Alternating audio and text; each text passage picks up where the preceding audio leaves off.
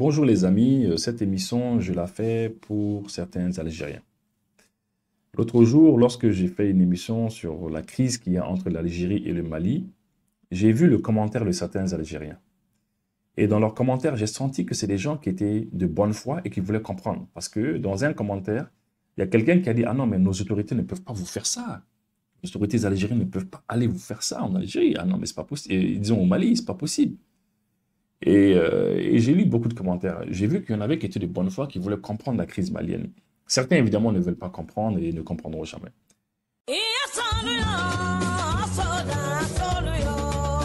Bamako, Bako Anibanye, Super Auto Banema Sila, Kasangani Aka Parking Kura Daelali, ay Grand Prix Bleu Sigisenga Auye, Soboli Kama, Awo, Yasa, Sumaralao, Sobolao, Sokanbanchu Belajele, Grand Prix Adabolumbe Aukama, Awo, Kamobul Kura Klembla, Moto Jakarta, ani 4 millions, Kotako di Sebauma, Kasangani Belajelenga catégorie, Bamako, Karidondo, Chave Kalo Kletan Fla, Bamako, Soboli Kenebala, Hippodromna, Yasa Chukomina, Soboli, Lara Koron Tabiamba Langa Jamana Kono, Obsega Sinsi Chukomina, Mobili Moto Kele ani millionani Grand Prix Super Auto Banema Sila Karidono 12 janvier Bella Jelen Weleleno wa Beka ya Keneka. Et c'est la raison pour laquelle j'ai eu l'idée de faire cette émission pour les Algériens qui veulent comprendre, les Algériens de bonne foi qui veulent comprendre la crise malienne. Vous savez, lorsque le président Ibrahim Boubacar Keïta est tombé, le 18 août 2020, certains veulent faire croire que ce sont les militaires qui sont venus au pouvoir. Ils ont fait des calculs, ils ont réfléchi, ils ont dit, bon, paf, on va venir tel jour, on prend le pouvoir comme ça. Non. Ce sont les civils. C'est la population malienne qui a créé les conditions pour faire tomber le régime d'Ibeka. Et tout le monde le sait. C'est clair. Alors, il y avait un puissant mouvement qui s'est mis en place à l'époque, qui s'appelait le M5. Mais avant qu'il y ait le M5, il y a eu plein de mouvements. Il y a eu Ante Abana, un grand mouvement qui s'est mis en place contre la révision de la Constitution en 2017. Et là, c'était chaud. Il y a eu une très grande manifestation le 5 avril. Il y a eu une fois aussi un 5 juin.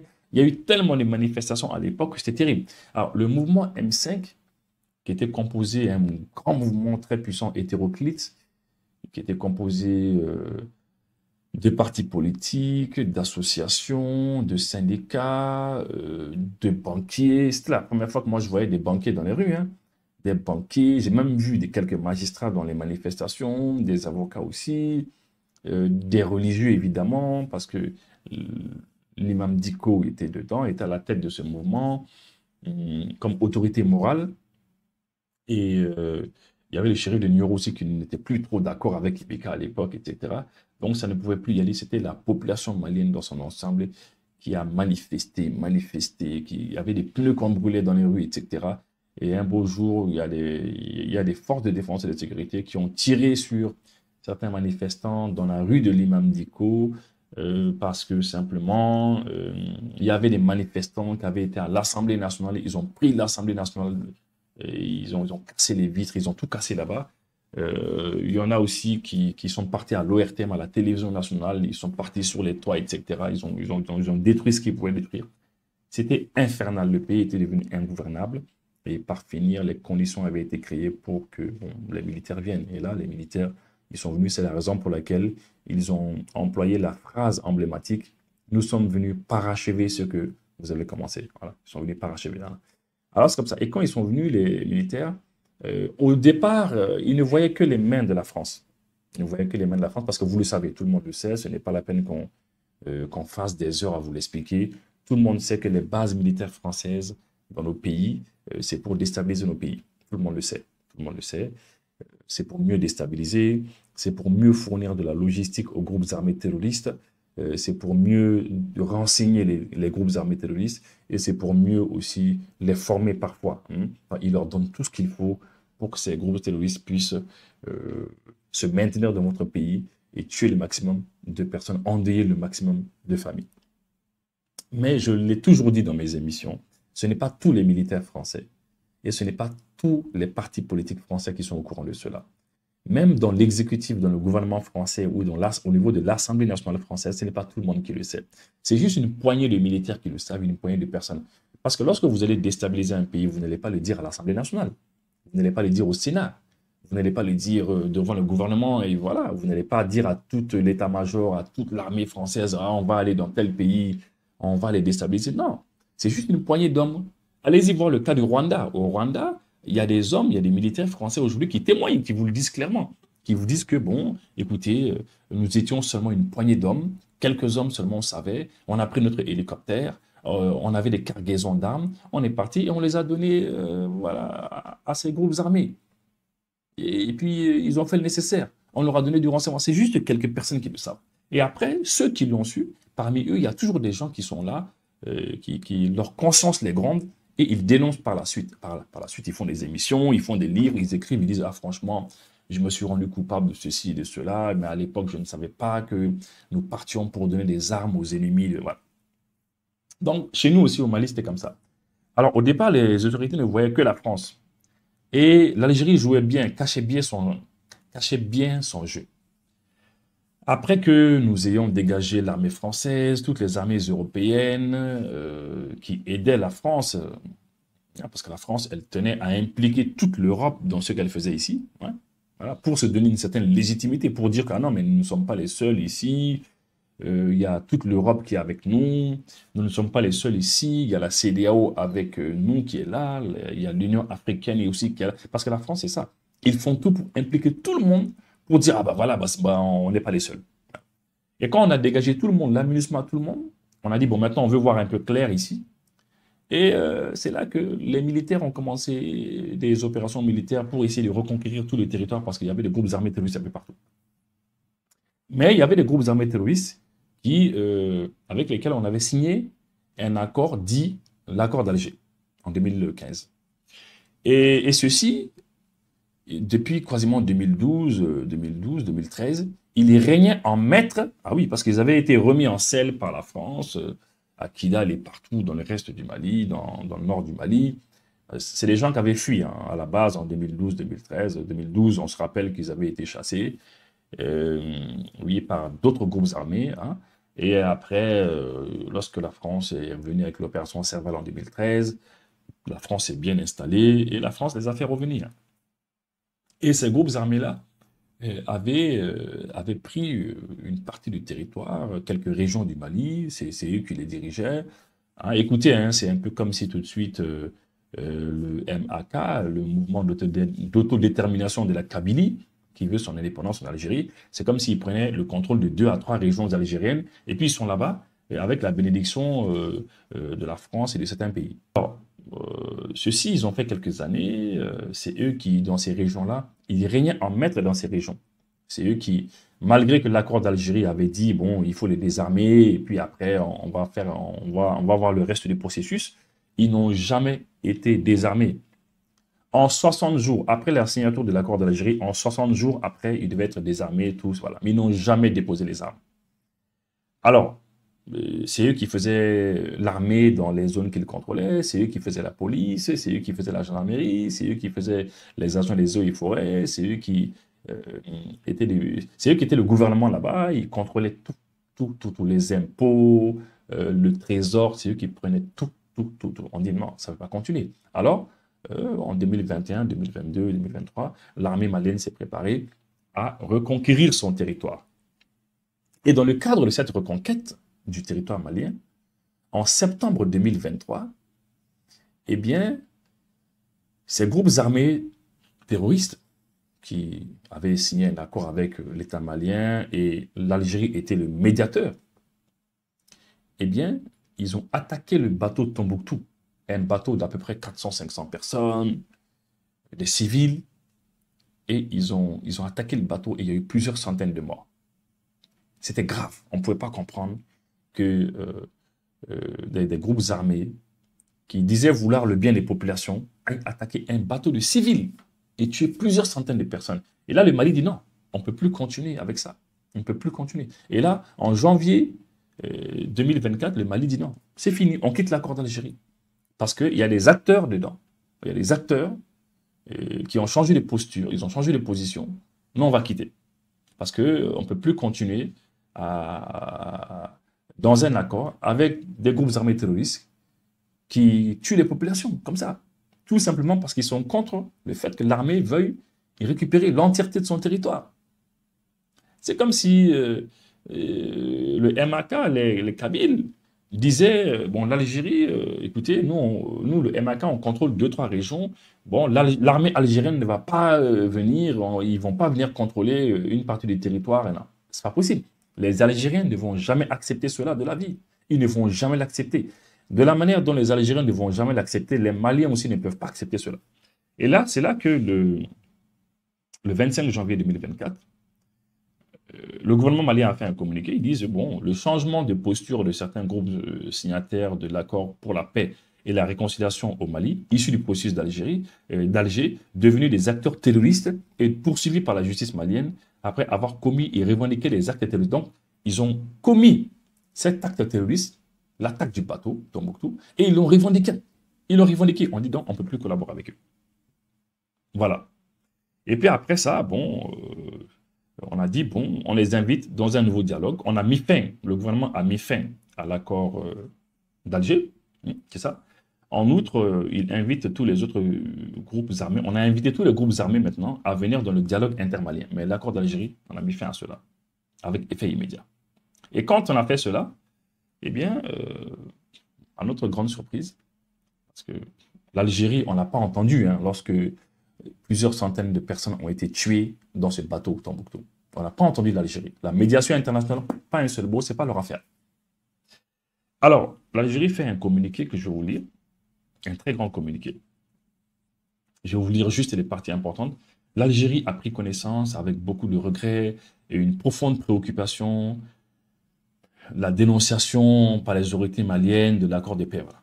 Et après, ils disent, bon, l'Algérie prend acte de cette décision dont elle tient à relever la gravité particulière pour le Mali lui-même. Donc l'Algérie dit que voilà, bon, c'est grave pour nous-mêmes. Voilà.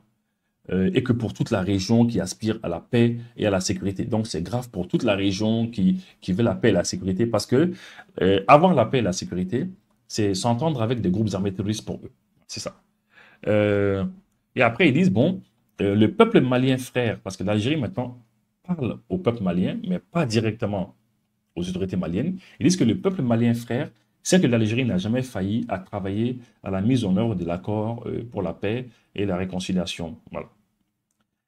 Qu'ils ont travaillé avec sincérité, avec bonne foi, avec solidarité, et voilà. Voilà. Le peuple malien doit aussi savoir que tout ce qui a été invoqué par les autorités maliennes, toutes les raisons qu'ils ont eu à donner dans leur communiqué, eh bien que ce n'est pas la réalité. C'est ce qu'ils disent. Que c'est de très loin la vérité. Qu'en effet, il n'a échappé à personne que les autorités maliennes préparaient cette décision depuis bien longtemps. Il paraît qu'on préparait cette prise de tout notre territoire depuis bien longtemps. Et voilà. Et qu'on voulait quitter l'accord d'Algérie depuis bien longtemps. Pour eux, c'est ça. On voulait quitter l'accord d'Algérie depuis bien longtemps. On l'a préparé. Et puis voilà. Pour eux, c'est ça. Ils disent que les signes avant-coureurs depuis 2 ans en ont été leur retrait quasiment total de la mise en accord, de la mise en œuvre de l'accord. Voilà. Ils disent que bon, déjà depuis 2 ans, la mise en œuvre, que le gouvernement malien ne voulait plus mettre en œuvre, que notre refus de mettre en pratique les accords qu'on avait là, eh bien qu'on ne voulait plus faire cela. Bon. Ça, c'est leur point de vue. Mais par contre, dans ce communiqué-là, les autorités algériennes ne vont pas vous dire que les autorités algériennes devaient tout faire pour que ces gens qui avaient pris les armes, ces groupes armés qui avaient pris les armes, l'accord d'Algérie dit que 60 jours après avoir signé l'accord d'Algérie, on devait leur retirer les armes à tous. Alors imaginez un petit peu que le MAK, je prends le cas très souvent sur le MAK, le mouvement d'autodétermination de la Kabylie. Parce que c'est pour que ça touche aux Algériens, pour que les Algériens comprennent ce que ça fait. On prend le cas de la Kabylie. Que les Kabyles prennent 2-3 régions en Algérie.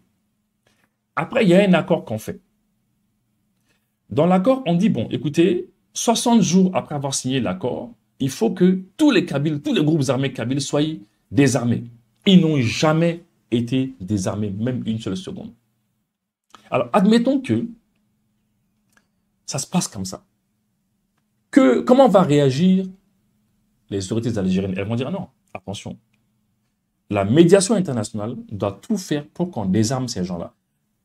S'ils ne sont pas désarmés, nous, l'armée algérienne, si on a la possibilité, on va reconquérir notre territoire par force. C'est logique. Donc, c'est ce que les Maliens ont fait. Puisque ces gens n'ont jamais été désarmés, mais par contre, on dit que c'est le Mali qui n'a pas voulu, l'Algérie dit que c'est, les autorités algériennes disent que c'est le Mali, que depuis 2 ans déjà, on ne voulait plus mettre en œuvre ceci, cela, etc. Sans dire que ces gens n'ont jamais été désarmés et que ces gens, c'est eux qui contrôlaient toutes ces régions-là, ils faisaient tout ce qu'ils voulaient, ils régnaient en maître là-bas. Eh bien, on va continuer. Ils disent que dans leur communiqué, que leur contestation de l'intégrité de la médiation internationale, leur désignation de signataires de l'accord dûment reconnu comme dirigeants terroristes, leur demande de retrait de la mission. Donc maintenant, l'Algérie parle de tout ça. Ils disent, oui, bon, d'accord, ils ont senti qu'on voulait se retirer de l'accord d'Algérie parce que on a quitté la MINUSMA, on a contesté certaines personnes, il y a des dirigeants qu'on n'a pas acceptés, l'intensification récente de leur programme d'armement, on a commencé à s'armer de manière intense, financé par des pays tiers, et le recours à des mercenaires internationaux. Et ils disent que, bon, les armes qu'on a eues, toutes les armes qu'on a eues, c'est des pays tiers qui sont en train de nous financer.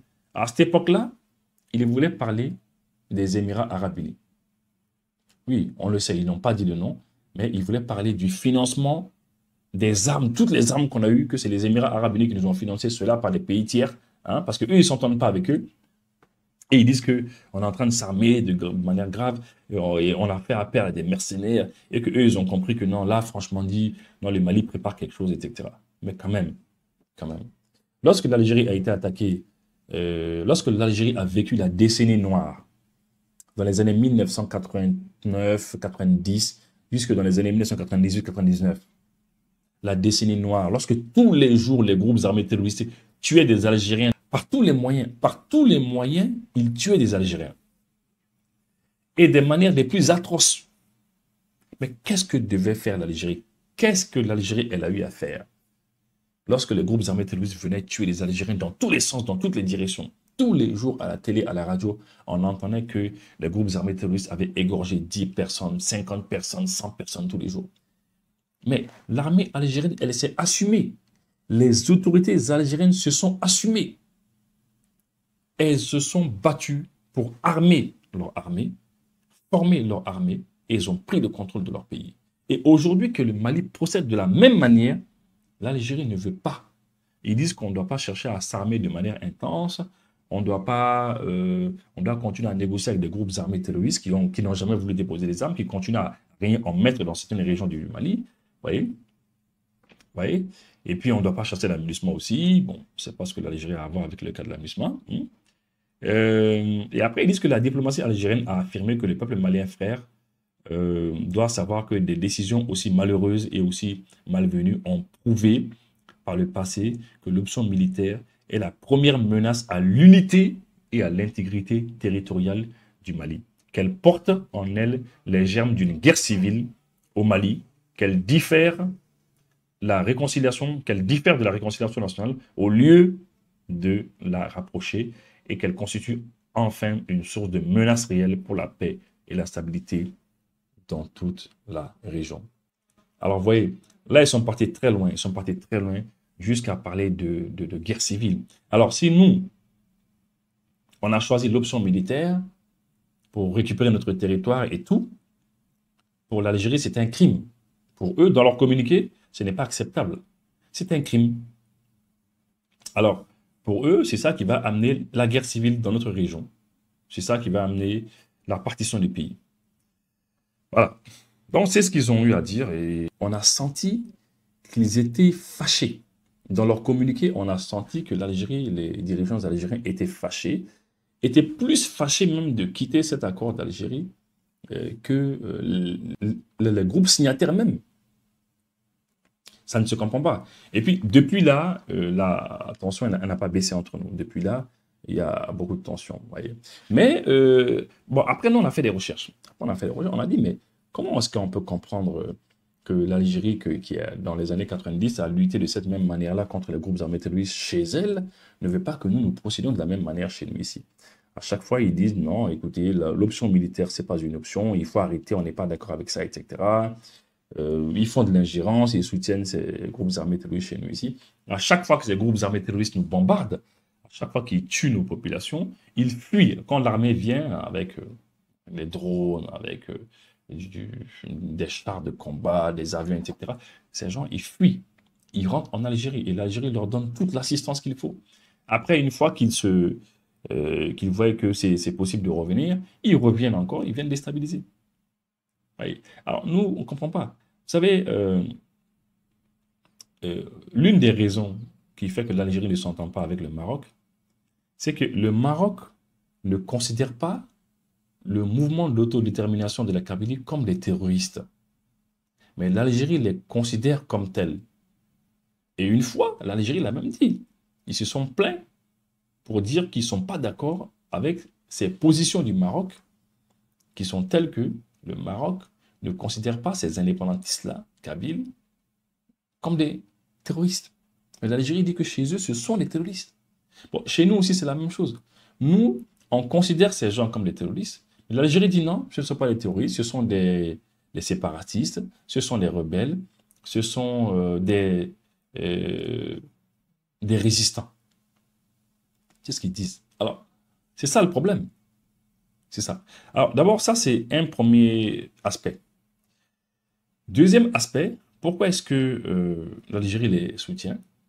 Parce que depuis de très longues années, ces gens contrôlent toute une grande partie du nord du Mali.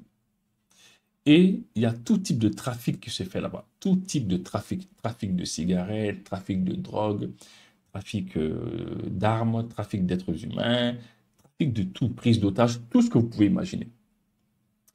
Et trafic d'or aussi, parce qu'il y a des mines d'or là-bas. Et il se trouve que, par la suite, on a eu des informations, on a compris que certains généraux algériens profitaient de cette manne financière. Il y en a qui en profitaient beaucoup. Et maintenant, c'est plus difficile d'en profiter. C'est un peu plus difficile parce que l'armée malienne passe son temps à faire des bombardements le long de la frontière entre l'Algérie et le Mali. Là. Évidemment, on bombarde sur notre territoire. Et le fait même qu'on bombarde sur notre territoire, eh bien, les Algériens ne sont pas contents de ça. Ils ne sont pas contents parce que les autorités algériennes ont eu à communiquer à travers certains représentants, leurs représentants aux Nations Unies, le ministre des Affaires étrangères, M. Attaf, ils ont eu à communiquer. À chaque fois, on sent qu'ils ne sont pas contents. Et une fois même, l'armée algérienne, ils ont un avion de chasse qui a décollé pour venir faire face quasiment à un drone à nous. On a compris que là, c'est quand même sérieux. C'est quand même sérieux. On n'a plus le droit de procéder à des bombardements sur notre territoire.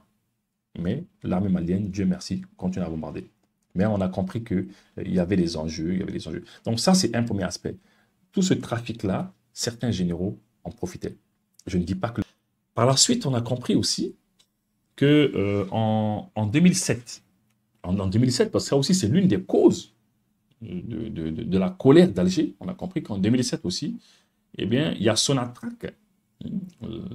la société internationale que vous connaissez, hein, Sonatrach, une grande société algérienne qui exploite le gaz et le pétrole algérien. Il y a Sonatrach qui avait une filiale ici, qui a une filiale au Mali, qui avait eu un contrat avec le président ATT. Et ce contrat, je vais vous le lire. Et l'Algérie, de nos jours, pense que ce contrat-là est toujours d'actualité, c'est toujours pour eux, les lieux sont toujours pour eux, et ce contrat, ils voient ce contrat menacé, et suite à cela, bah, ils ne sont pas contents, et sincèrement dit, ils ne veulent pas qu'on contrôle certaines régions. Ils préfèrent 1 million de fois que ces groupes armés terroristes continuent à contrôler ces régions du nord-là, parce que c'est plus facile évidemment de discuter avec ces groupes armés-là que de discuter avec le pouvoir central malien. Ce contrat, je vais vous en parler.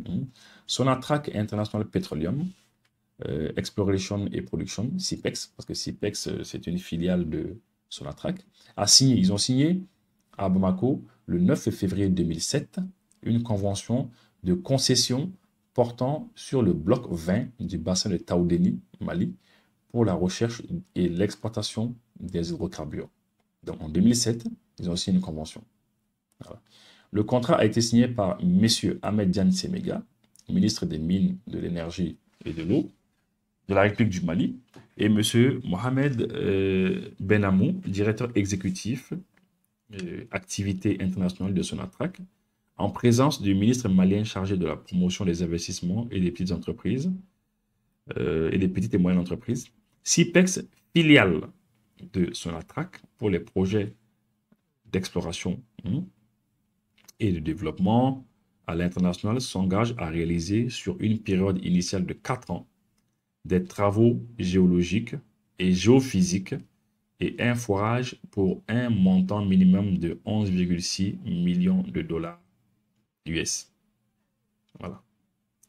Le bloc 20, d'une superficie totale d'environ 118 000 km², est situé dans le bassin de Taoudéni, mitoyen à la frontière algérienne où Sonatrach opère déjà en Algérie avec un contrat de prospection sur le périmètre de Chénachen.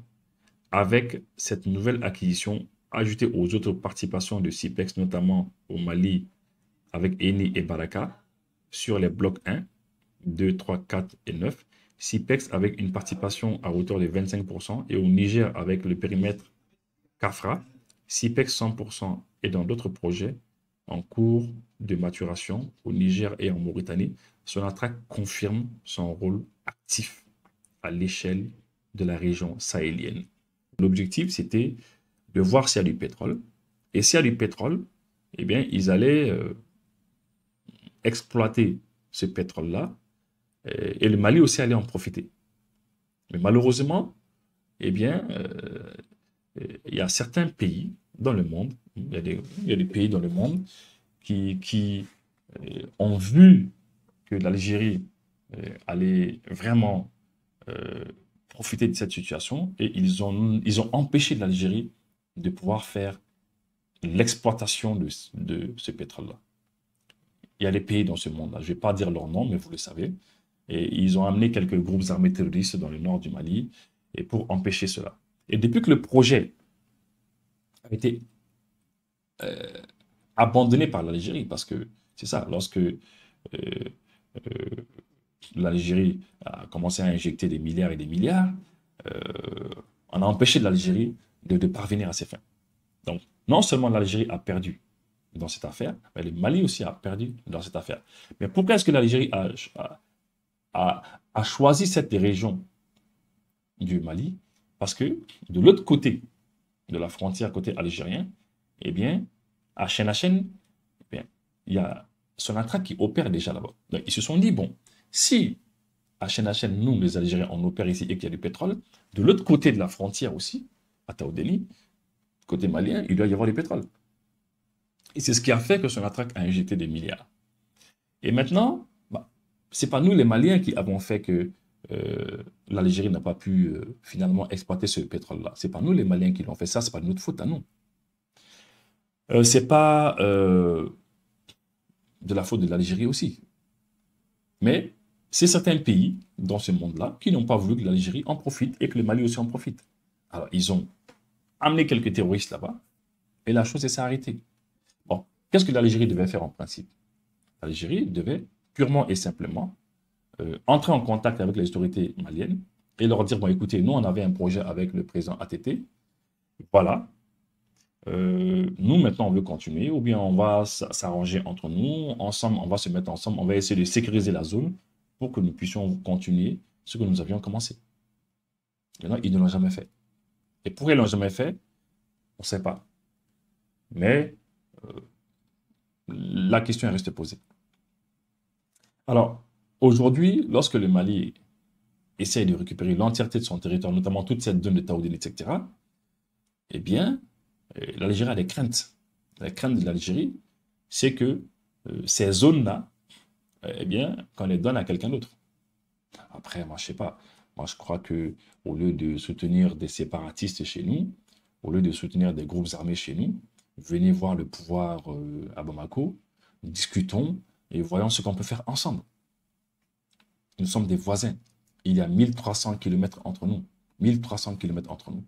Nous sommes des voisins. Et l'Algérie ne peut pas déménager. Le Mali ne peut pas déménager aussi. Voilà. Donc, c'est mieux de venir discuter avec nous. Vous, ce que vous ne voulez pas voir chez vous, le MAK, là, les Kabyles qui veulent prendre leur indépendance, vous voulez voir ça au Mali ici.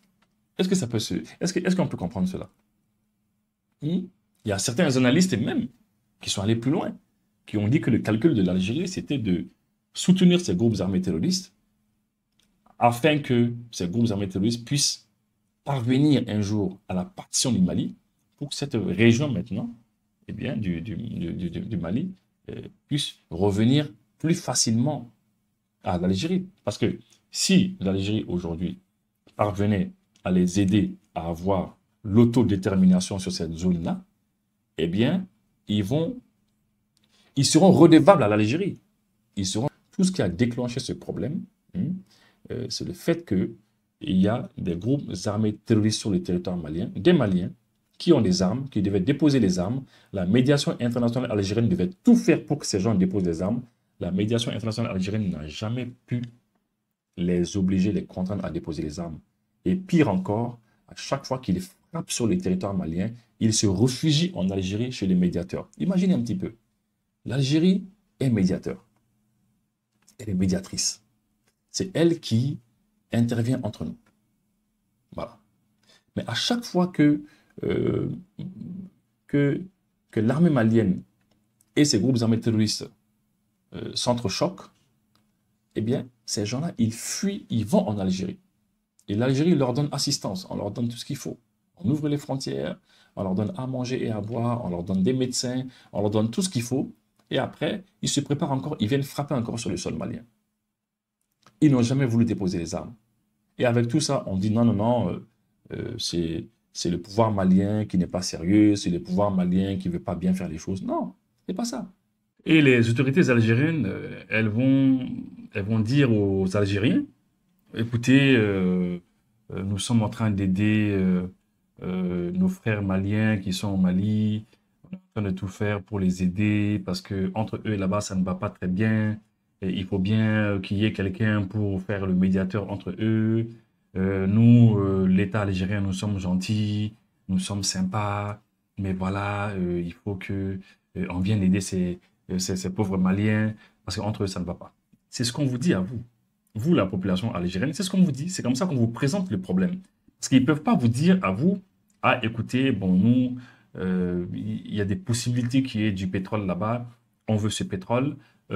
Écoutez, il y a le trafic d'armes, il y a les trafics d'armes, des trafics de stupéfiants, trafic de drogue et de tout ce qui des prises d'otages. Il y a tout ça qui se passe dans cette région du Mali et nous, on en bénéficie. On bénéficie de cela parce qu'il y a de l'or aussi qui circule, il y a des mines d'or dans la zone, on bénéficie de tout ce système-là. Et donc, nous, on veut que ces lieux-là restent comme ça, comme tels. Comme ça, dans ce cafouillage-là, nous, on arrive à tirer profit. Non, ils ne vont pas vous dire ça. Ils ne vont pas vous dire cela. Ils ne vont pas vous dire cela. Ils ne vont rien évoquer. Ce qu'ils vont vous dire à vous, ils vont vous dire, non, non, non, écoutez, vous savez, nous, les autorités algériennes, il faut bien qu'on aide nos frères maliens, nos frères et sœurs maliens, pour qu'ils puissent avoir la paix chez eux. Parce que nous, on veut la stabilité de la région, on veut la stabilité du Mali. Croire qu'ils sont chez nous en train d'essayer de nous aider, de nous réconcilier. Et voilà. Mais c'est des histoires. C'est des histoires. Ils sont en train de soutenir des groupes armés contre le pouvoir central de Bamako.